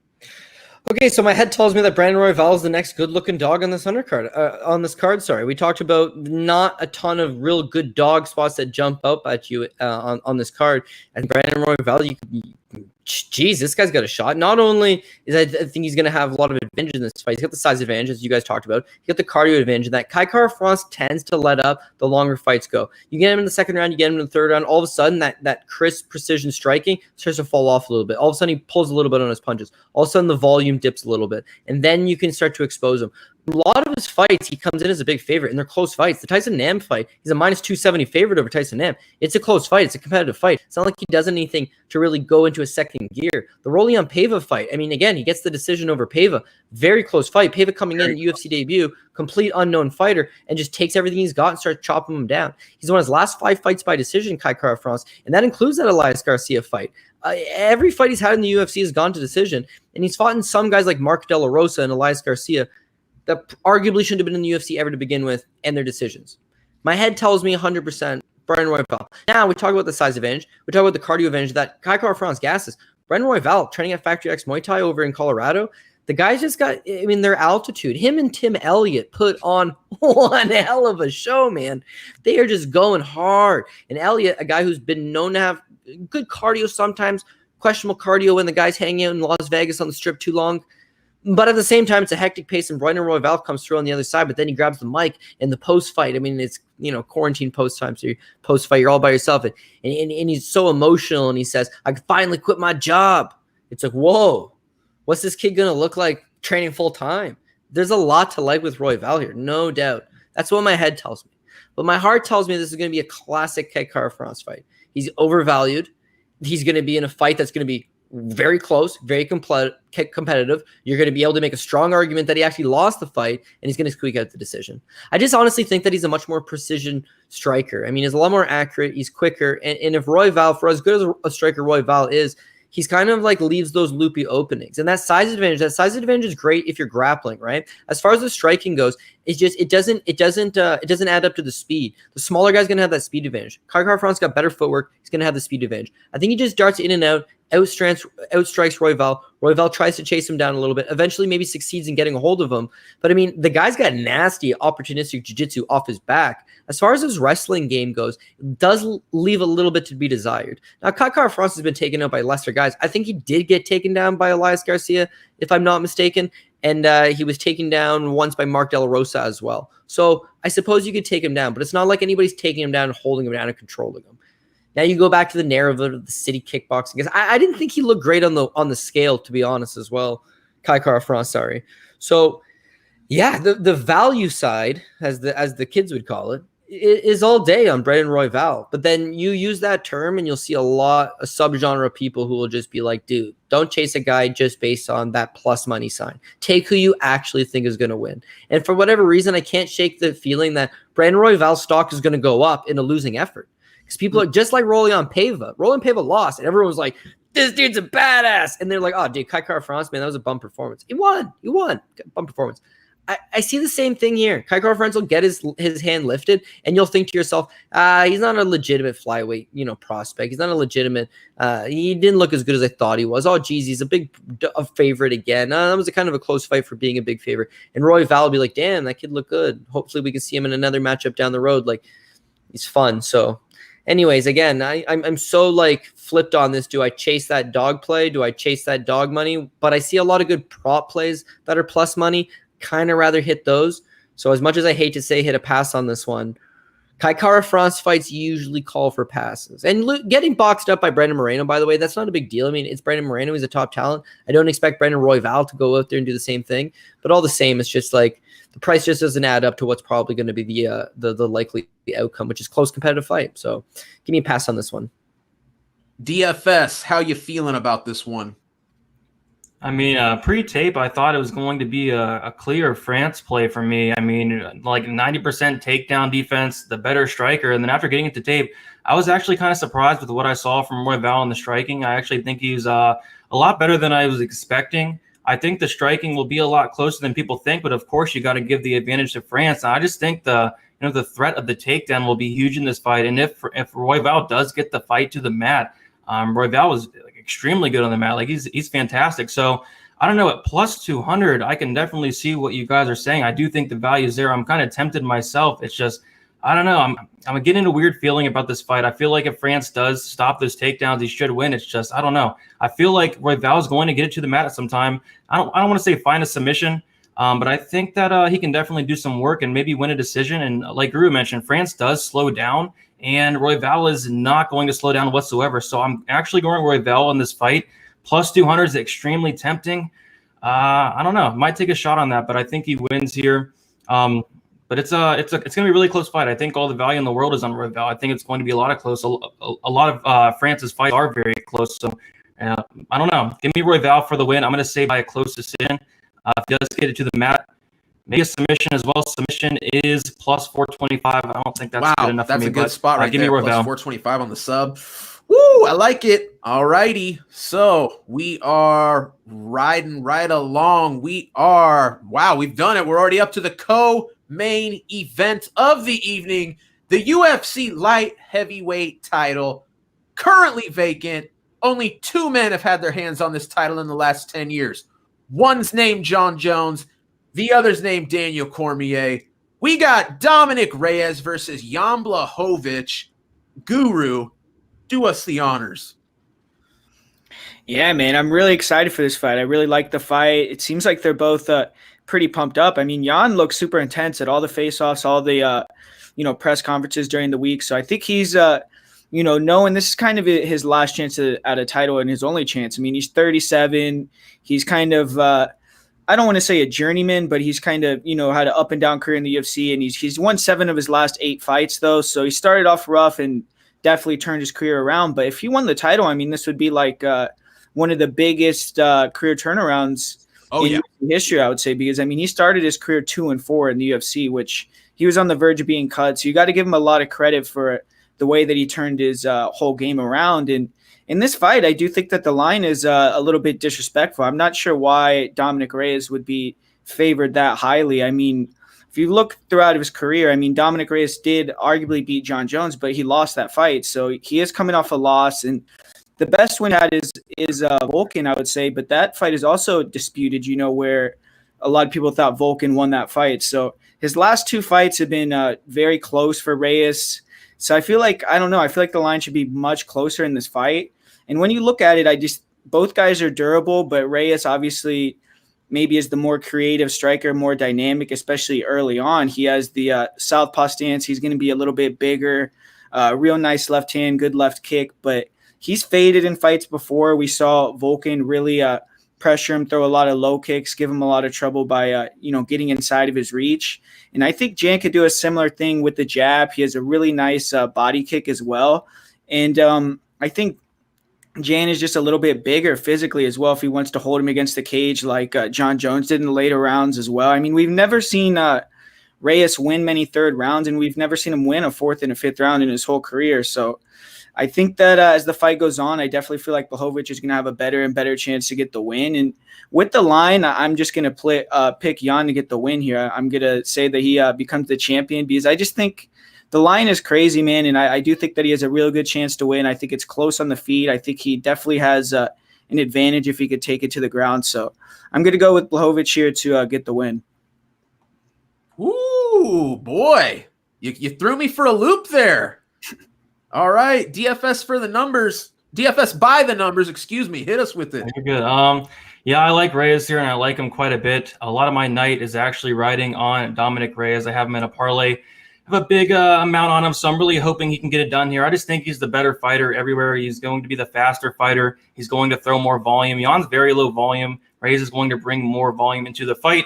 And, just as the fight goes along, I mean, you can say Reyes does slow down, but Jan seems to slow down in a lot of his fights as well. I think outside of a KO or something, I don't really see Jan winning this fight. It's really hard to see him winning a decision. Maybe Dom slows down later in like round 4 or 5, but even then, I don't know. I think he does enough in those first 3 rounds.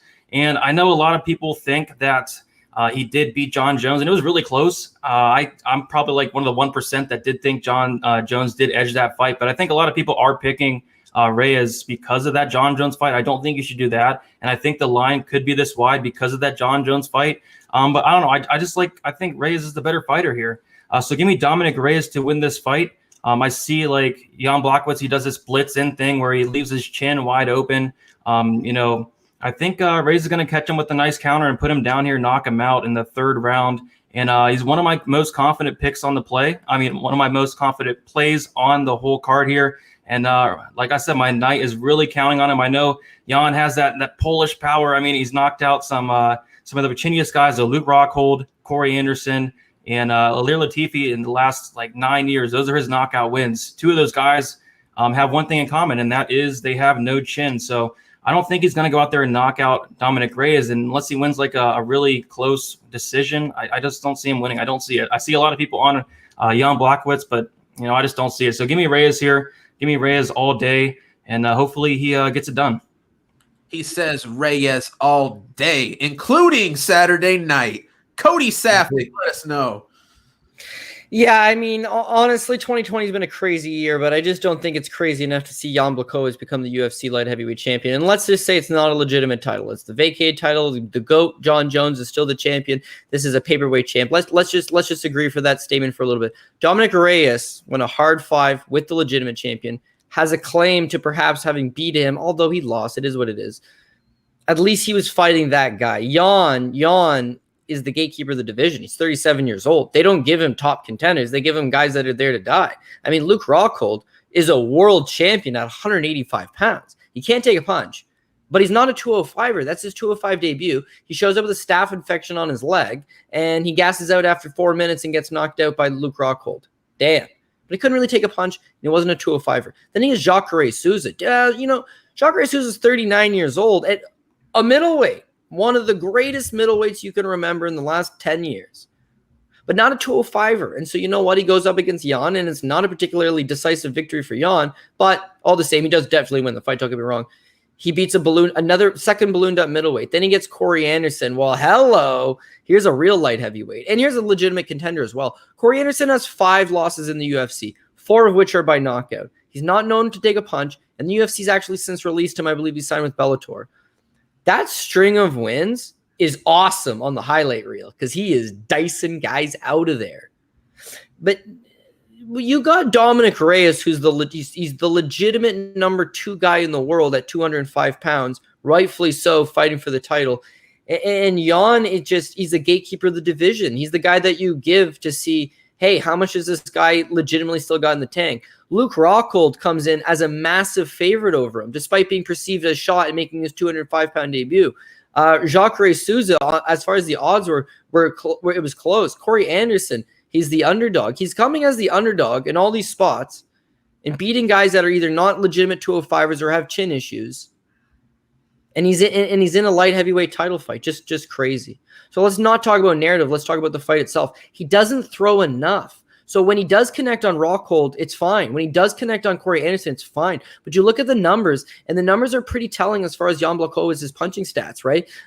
Say the Jacare Souza fight. It's a 5-round fight. 5 rounds. He lands 71 significant strikes. And the whole thing's a striking battle. 71 over the course of 5. Interesting. His fight with Jimmy Manuwa, that's his career high. His fight with, you just go look at a lot of these fights, even the ones that are going to the second round, right? He's not landing much in the first round. He sits there and he waits. His last loss against Thiago Santos, he wins the first round, I thought. Second round's competitive. He might have lost. And then the third round, nothing's happening, and he just blitzes forwards and gets knocked out.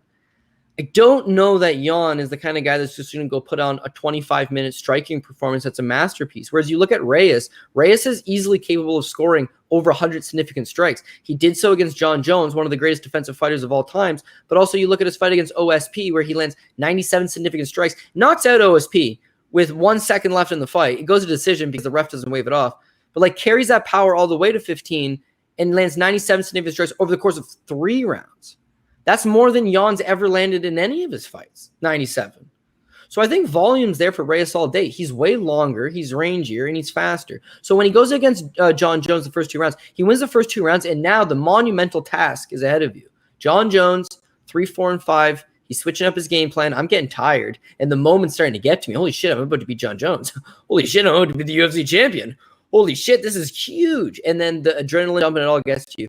You learn so much from that we should get a better version of Dominick Reyes, that if he can go 3 rounds instead of 2 this time without gassing, then he's going to get this 5-round decision if it goes to decision. If he catches Blachowicz late, sure, I could see it happening. I don't necessarily see it. Blachowicz is fairly durable. I know he has been caught by Thiago Santos and my boy Remo Sekoju by leg kicks way back in the day. But all the same, like, he is a pretty durable guy, so yeah, I got Reyes. 100%. The question is, do you go Reyes by decision or TKO? And I don't know that I got to lean on either side on that. So probably just stick to Reyes straight up. Oh, I get the dangers of betting against Jan 100%, but I got to look at history. I got to look at body of work. I got to look at athleticism. I got to look at skill. Jan is a nasty black belt. If he gets him tired and he gets on top of him, let's talk. But first, he's got to get him down. And second of all, he's got to tire him. And that's all 4th and 5th round shit. So I'd rather bet Jan late in the fight if I thought he was still a live dog. Jan's sticking in it. I'd rather bet him after he's dumped the first 3 rounds and get an astronomically good price on him, because I don't think he finishes Reyes quick. I think Reyes is going to look good in the early, and then it's just a question of whether Reyes tires again. But tiring against John Jones and tiring against Jan Blachowicz are 2 different animals, right? Because Jones has got the highest. He's got no ring IQ outside of the ring. His out of the ring IQ abysmal. His inside the ring IQ is world class. Is the best. That's why he is considered the GOAT. And it was tough for Reyes to deal with against Jan, who makes questionable decisions at times. I don't know. Should be a much easier matchup for him. So yeah, I know it sounds like I'm tooting Reyes all day long, and there's probably about 4 or 5 spots on this card I like better. And this actually comes down to sound like a broken record. I'm sure we all do. The value is just not quite there. I mean, they're giving you guys at 3-1, 2.5-1. That just, there should be the favorites, no doubt. But it's a pay-per-view. They release the lines early. Fans get on board. Fans start betting. Fans love having action on the main event, the co-main event. The higher profile fights. Some of these lines, the clear favorite all of a sudden goes from being -170, -180 to 3-1, right? Is that what you want? Maybe not. But, we're not here to tell you pass on every fight. We got to give out our picks. My pick is Reyes for sure. I can complain about value all day, but it's not going to make it any better. So Reyes. There you go. Well, I tell you guys what, I mean, I agree with everything everybody said. I mean, even you, Guru, I get the Jan play. I mean, I think he's definitely being disrespected. I feel like Reyes at, more like a -185, -200 probably makes a little more sense. But man, you dig in and it's like, I'm thinking about a guy, Dominick Reyes, that I remember watching the fight live against John Jones. I truly believe that they were about to give that belt to Dominick Reyes. But, it was one of those scenarios where, I feel like the judges wanted to see a guy convincingly beat the champ. It was a close enough fight. I thought Reyes probably won 3 rounds, but man, it was so close. I can understand how you could say John won 3. I can understand that, but I mean, then I think about Jan Blachowicz, who, a year, not even a year and a half ago, is going to crazy close decisions with Jacare Souza at 205. You know what I mean? It's just too much for me to get over here. I mean, you think about the Reyes fight with with Volkan Oezdemir, and man, that was a close fight. That was a fight that I had Reyes. I had money on Reyes. I thought they were going to give that decision to Oezdemir, but they give it to Reyes. A little bit sketchy. Go back and watch that fight again. I do think you can make an argument that Reyes did win. Just kind of depends on how you score the fight on a personal level. But man, I got to take Reyes here. Is he being a little too? I just don't think he should be a minus 300. But I'm willing to take Reyes. I'm going to have him probably cap off one, maybe two parlays because I do feel confident he should win. But my gosh, I think Cody, you touched on it, man. 2020, it's been a crazy year. If you'd have told me a year and a half ago that Jan Blachowicz is even fighting for the title, I'd have said you were nuts, let alone this guy has a legit shot. Only one man stands in his way for being the 205-pound champion. What a strange, wild world we live in. I got Dominick Reyes. I'm confident he should get the win, but crazier things have happened. Crazier things have happened as of late. So Dominick Reyes for me. Let's roll on to this main event. And I just got to tell you guys what. Everybody in the chat, thank you guys so much for watching. If you're new here, which we've got to have a lot of new people, we've got over 900 people watching this stream right now. It's absolutely crazy. Please hit that subscribe. Please hit that thumbs up. Turn on those bell notifications. All that good stuff. We appreciate you guys so much for being here on a Friday night, hanging with us. The time has come. The middleweight championship, the undefeated hype train, Israel Adesanya, on the same track headed towards the other undefeated hype train, Paulo Costa, 13-0, only the second time in UFC history. I know this sounds crazy. This is only the second time in UFC history we've had two undefeateds in a UFC title fight. That other one being Lyoto Machida, Rashad Evans from 10 years ago at least. I can't wait for this fight. I'm getting serious legendary vibes. I think we're about to see an all-time classic. What do you guys say? Let's start this one off with DFS by the numbers. Who do you got in this crazy matchup for the 185-pound gold?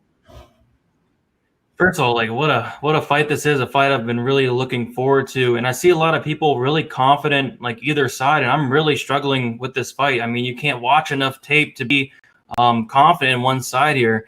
I think Adesanya has all the advantages here. He's going to have an 8-inch reach advantage. He's going to be able to jab up Paulo Costa all day. It's just the power of Costa. It's really concerning. He goes on these flurries with the body. It looks like it hurts to say the least there, but I don't know. I'm going to go with Adesanya here. I think he should be the favorite. I just have a really, really weird feeling that Paulo Costa is going to knock him out. But if he does not knock him out in that first round and a half, 2 rounds, 3 rounds, I think Adesanya is definitely going to take over, get a late finish. I don't know if Paulo Costa is going to have the gas tank to really, go into the 4th and 5th round. Like with the pace he brings, he lands over 8 significant strikes per minute, which is a ton. And I don't know if he's able to keep that pace up throughout, all 5 rounds. So my pick's going to be Adesanya. I might take a small shot on Adesanya in the 4th or 5th round. I think he can, get a finish in one of those rounds. I don't really see Costa being able to last 25 minutes, especially with the pace he brings. I don't know if he has the cardio to do it, but very, very sketchy fight. I'm going to stay away. I'm going to sit back and watch it for the most part. I was tempted in betting Adesanya, but I just have a really, really bad feeling about this fight. But I will be playing it in all my DraftKings lineups, so hopefully it scores very well. So give me Adesanya. I'm going to say by a 5th round knockout. Guru, what do you think about this one? Yeah, man. We've been looking forward to this fight for a while, so I'm pretty excited. I mean, the buildup has been cool too. I mean, I think Paulo's won the buildup, man. I think he's been pretty funny, like when he at that the press conference where he was talking about Israel wearing the same earrings as his mother and all that shit. I thought it was fine, but man, I mean, looking at the fight though, I do favor Israel actually. I mean, I feel like Costa, he's going to try to do his thing. Obviously, his path to victory is to close that distance, get on the inside, cut Izzy off, throw to the body, come up to the head, use that kick to cut off the cage. And he's really good, man. I mean, he's huge, so he's willing to take a lot of punishment. He's willing to, eat a shot to take a shot. You saw it was interesting when he fought Uriah Hall. I mean, Uriah was piecing him up with the jab, and then Paulo just started timing Uriah Hall's jab with his jab and landing at the exact same time. And you could just see Paulo had more power, and it really affected Uriah. But I just feel like Israel is going to be a little bit more economical in this fight. Just move around, cut angles, touch him and move. And I think Paulo is going to have a lot of trouble cutting him off. And I also see, Paulo, he only has like 7.5 minutes of cardio, in my opinion. I mean, if you watch the fight with Yoel Romero, I do think he slowed down majorly in that fight. And even if you look at his fights like on The Ultimate Fighter, he, really slowed down in that fight as well, which was like a grappling heavy game plan. But I don't see him going in here going for takedowns. He has no takedown attempts in the UFC. And his wrestling, I mean, at least defensively hasn't been the best. I mean, he did look good against Yoel Romero, but he got taken down against Uriah Hall. He got taken down against Olawale Bangboshe. So I don't know if his wrestling is high level enough to just bank on him being able to get a takedown, a control on top, or get a submission. But I mean, I feel like Israel is just going to be able to move, do his thing, and win the fight that way. If he gets a finish, I'm not 100% sure. I do see him maybe getting a TKO, but I could also see it being a decision if Costa's just tough enough to last for the 5 rounds. But I just think Israel is just going to be a little bit too slick for him on the feet and just control the fight and win. So I'm going to go with Israel Adesanya here. Good play. Cody Safdie, what do you think? Yeah, honestly, I think that this is probably one of the closer fights on the card. I think it's evenly matched up. I would call it closer to a 50-50. The thing is that when you have somebody who's a star or perceived star, who somebody has a big fan base, let's say, he's got passionate fans. And that's exactly what I'm seeing here. I mean, if you say you're taking one side or the other, nobody comes in here and is like, oh yeah, fair point. I think it's going to be close too, but I got this guy. They're like, guy's getting knocked out. Both sides, hard. Izzy's knocking out Costa. Guarantee it. Then I got someone messaging me, Costa's knocking Izzy out. Take it to the bank. Yeah. It's like, listen, someone's losing the card this weekend. I don't know what side it is. It's just you got to think about it. Okay, let's just break it down in the style for sure. I think Israel Adesanya is the sharper, more technical guy. He's fought 5 rounds. He should be able to go 5 rounds. His fight with Kelvin Gastelum, there's a worry sign in that he's 2-2 going into the 5th with Kelvin Gastelum, a welterweight who's 5'9". What is Costa going to do this guy? Absolutely shred him apart. But the takeaway there is that even though it's 2-2 going into the 5th, that's championship material, man. He needs to pull it out in the 5th. And what does he do? He 10-8s Kelvin Gastelum in the 5th round. That's huge. That's heart of a champion. That's something we don't know out of Costa. Costa, we've seen him die going 3 rounds with Yoel Romero, but that's the kind of pace that we've never really seen Israel Adesanya have to do. I mean, his fight with Yoel Romero, there's no strikes that were exchanged. His fight with Robert Whittaker, it's done within 2, and Whittaker, you could definitely make an argument, just not the same guy in that fight, certainly. And then other performances, yeah. I mean, what's his best performance outside of that? He pieces up Brad Tavares. Didn't finish him 5 rounds. He beats Kelvin Gastelum in a fight. He dropped 2 rounds and got head kicked by 5'9" Kelvin Gastelum. So I understand he's a star. I understand that he's got a great personality. I understand that people love him, but I don't know what the rush is that he's going to absolutely kill Paulo Costa. I think he's the sharper, more technical guy. If this fight goes to 3, 4, and 5, then one's got to imagine if Costa's tired and he's got his hands down, he's going to get picked apart. The other thing is Costa's there all day for the jab. Yeah, we did see it in the Hall fight. They're exchanging jabs, and he's doing the more damage. But you see that the jab's an excellent path to victory. If you can just hit this guy and get out of dodge, sure. And Israel Adesanya can do that. Now, is Israel Adesanya chinny? I don't know. Never been knocked down in MMA. Yeah, he got knocked out by Alex Pereira in a kickboxing match, but Alex Pereira? You mean the greatest middleweight kickboxer of the last 5 years? Like what? That guy knocked him out? Okay, no big deal. Have you ever watched that fight? Izzy's going toe-to-toe with this guy. But now these are 4-ounce gloves. Like, again, you can make arguments both sides. My personal pick, I know these guys are both going Israel Adesanya. My personal pick is I am going Paulo Costa. I just got a feeling that he's big, he's strong. Him throwing the black belt, I don't know if that means anything. He does have a black belt. I wouldn't call him a legitimate black belt, but he's a black belt. He's got a better grappling game than Israel Adesanya, but he's effectively shot 1 takedown in his UFC career. 1 against Olawale Bangboshe, which he didn't complete, by the way. 0% takedowns, 1. It was half-hearted. Is this guy going to take Israel Adesanya? I don't know. But is it possible? Yeah. And is that a sign of Izzy that maybe we haven't seen necessarily? Sure. Could it happen? Sure. Could he land the punch? Sure. Could he actually have 3 rounds of cardio in the bank? Sure. Could Israel Adesanya just refuse to engage him and run away like he did against Yoel Romero? Sure. Could. I'm just going to take the plus money on this one. I'm going to take, is it dog or pass? I think there's a lot to like about Costa. I think there's a lot to like about Izzy. Please don't crucify me either way. But I think my official pick is I'm going to have to go against the grain here and take Paulo Costa. I like it. Well, I tell you what, guys, it's been a long time coming, man. I've been waiting for this fight for so long. You know, this fight was supposed to happen a long time ago. We ended up having to get Yoel versus Costa. Then we ended up getting Yoel in there for Costa against Izzy. This is the one I've been waiting for this whole time. So I'm super hyped on this fight. And I got to tell you guys what, I like Israel Adesanya a lot in this matchup. I feel like Paulo Costa, stylistically, just an always coming forward monster, just a barrage of strikes. I mean, he's not really a guy that we're seeing knock out people with one-punch power. If he's taking you out, it's more by TKO. People feel that power, then they shell up against the cage, and Paulo Costa tees off 10, 15, 20 strikes. The referee can't let this giant monster keep beating this guy into the ground. They have to stop the fight. You know what I'm saying? It's just, for me, I feel like Israel Adesanya has the countering skills. I feel like he's going to have the movement. I feel like it's worth mentioning that we are in the bigger cage. Had this been a fight at the Apex, I think that would have been quite advantageous for Paulo Costa. But we're at the big cage here on Fight Island, and I think that's really good for Israel Adesanya. I think he's going to have the room to circle. I think he's going to have the ability to avoid the danger. He has eaten a lot of shots. I mean, when you look at the Kelvin Gastelum fight, man, he took a lot of damage. And at one point, that was a very close fight going into the later rounds. And things got a little sketchy, but, Izzy got it done, came on strong, had the cardio. For me, the big problem with Paulo Costa is I feel like if you're taking Costa, you probably need to be banking on the fact that Costa is going to knock Izzy out in the first or second round.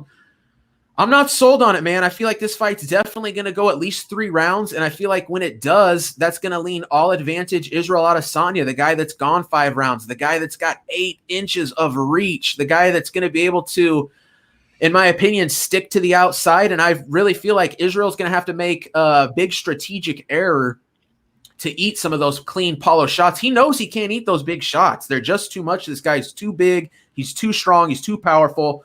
I think Adesanya is going to have the proper game plan, the footwork. He's going to be able to dance around the cage. He's going to be able to tire Paulo out. And when he sees that shift, that moment where Paulo starts slowing down, the pace slow, Paulo starts taking those big, deep breaths, I think we're going to see Izzy step on the gas, really start peppering him up, potentially even finish the fight in the 3rd, 4th, or 5th round. But if this fight goes to a decision, I just don't see any way where Paulo doesn't finish Israel, but I can see a multitude of ways where Israel just outpoints and beats Paulo on the scorecards. When I take all that into account, I got Israel Adesanya in this one. I feel good about it. I really do think we are looking at something special in Israel Adesanya. I expect him to win this fight, and I think he will be the champion for some time to come. Maybe I'm making this prediction a little too early, but I am very high on Israel Adesanya. I think he's one of the greatest, if not the greatest striker in UFC history, an absolute phenomenal counter striker. And like I said, I just feel like Paulo's always come forward style, always be throwing style, should play into Izzy's hands. He just needs to be careful not eat that big shot. And I think it's Izzy's fight to win. Don't get me wrong. Paulo absolutely can win this fight. And my goodness, if he does take Israel Adesanya out, who is going to stop this monster? I don't know. But all that being said, I do have Israel Adesanya. And I think I will. I think I'll cap him off at least one parlay with Israel Adesanya. I feel that confident in him. Would like to see a little bit closer number. I was hoping that more money would continue to roll in on Paulo. Maybe that happens up until the fight day, but it seems that Israel's kind of floated around this same area for a while now. But I feel good about it. I got Israel Adesanya. And that's it. We're here. We've done it. UFC 253. It's a wrap. We have covered every fight. Surprisingly, we haven't lost a whole lot of fights this week. Cross your fingers for tomorrow because fight day is not out of the question to lose fights anymore. But I think we've got it, boys. We've got a real solid slate, some great cards. We have given you some phenomenal underdog plays, some good plus money dogs that quite a few of us are very confident on. And even some of the closer fights, the 4 of us have felt pretty confident in. Hopefully you guys can make some good money. We had over 900 people watching this live stream. That's crazy. Thank you guys so much, man. Again, hit that thumbs up, hit that subscribe. But for now, let's find out where you can find these guys when they're not here on OddsHQ and odds.com. MMA Prediction Guru, let them know where they can find you. Yeah, man, that's awesome. Thanks, everyone, for watching. We got like double the most we've ever gotten before, so it's pretty crazy. Yeah, man, hopefully a lot of you guys come back next week. Hopefully you like the show. But, yeah, check me out, MMA Prediction Guru on YouTube. I do full card breakdowns and sometimes do breakdowns of some other shows, stuff like that. And if you want to find me on Twitter, hit me up on there. It's Prediction MMA. You can DM me or anything like that. And, yeah, thanks for all the support, guys. It was awesome. And, yeah, let's have some fun watching these fights tomorrow for sure. No doubt. Ought to be a good one. DFS by the numbers. Let them know where you're at. Yeah, thank you all for hanging out. 900 is pretty crazy to say the least. You guys can follow me on Twitter, DFS_numbers. Instagram is DFS by the numbers. And of course, on YouTube is DFS by the numbers. I do breakdowns throughout the week, DraftKings, if you guys are into that as well, FanDuel, all that good stuff. Go hit me up over there. If you have any questions, my DMs are always open for anything. Cody Saftik, tell them where they can correspond with you, my man. First of all, bnegs 521. Sorry, your check is in the mail. But yeah, no, CJ Saftik on Twitter. If you want to talk fights, always looking forward to it. And yeah, we just got fights rolling all the time. So would love to have you guys join on. I think that's a great thing about the show is that I know Brady's bringing people in. I know Guru bringing people in. I know Bleed's bringing people in. And then just kind of seeing everybody in the chat. And, I do my best. I always read the chat while in between talking and breaking down the fights. And it just seems like it was like on fire tonight. A lot of good takes, a lot of good people. It seems like the community is growing, and I mean, you guys are responsible for that. So massive thank you. And I know that the bosses that are watching, the powers that be above, I really do appreciate it as well. So if you hit like on the show, awesome. If you just happen to watch as much as you could, that's awesome as well. We definitely do appreciate it. And if you have any questions, as Bleed said, hopefully this card just keeps intact. But if anything happens to change, you can always hit one of us up, and myself at CJ Saftik on Twitter. Absolutely. I'm Just Bleed from Just Bleed MMA. You can find me right here on YouTube, usually dropping those prediction videos on a Wednesday. If you're trying to beat a little bit of that line movement, you know what I'm talking about. We're trying to hit them numbers right at that prime spot. That's been a wrap, y'all. Odds.com, Odds HQ. Thank you to everyone. Thank you to my 3 cohorts here with me on the show. It's been another great show. But most of all, thank you to the viewers out there. You guys make this happen. We'll see y'all next week. Best of luck. Let's make that money, folks. We're out of here.